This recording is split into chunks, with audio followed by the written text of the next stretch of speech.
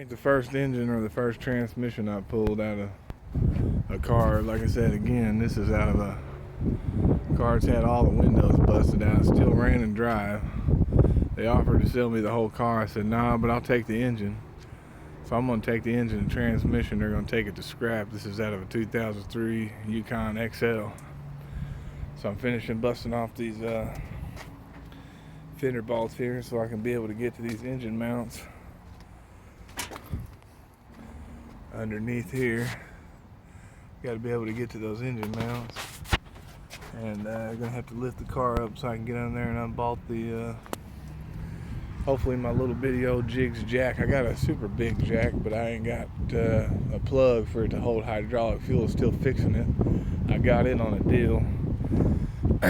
So got to get that big jack so I can get everything, so I don't have to fool around with these little bitty jacks, because I can't stand them little bitty jacks. And I got to cut these exhaust manifolds, and I'm gonna cut this little piece of the radiator off and take them to the scrap yard. And but this is a 5.3. I'm just gonna rebuild this thing. It runs and drives. I mean, you know, I've seen it run and drive. I've actually rode in this car. So, but anyway, I'm gonna go ahead and finish knocking this thing out.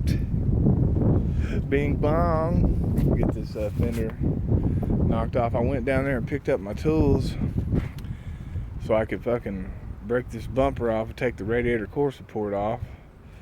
Well, I got everything else. I grabbed my cherry picker, grabbed my jacks, grabbed my jack stands, grabbed my cherry picker, and freaking forgot to grab my goddamn bag of tools. So I gotta wait until later on Friday. But by Friday, I really have it pulled out by the end of today. It's just Friday, that's whenever I can move it. So anyway, this will be one of the motors for the Monte Carlo.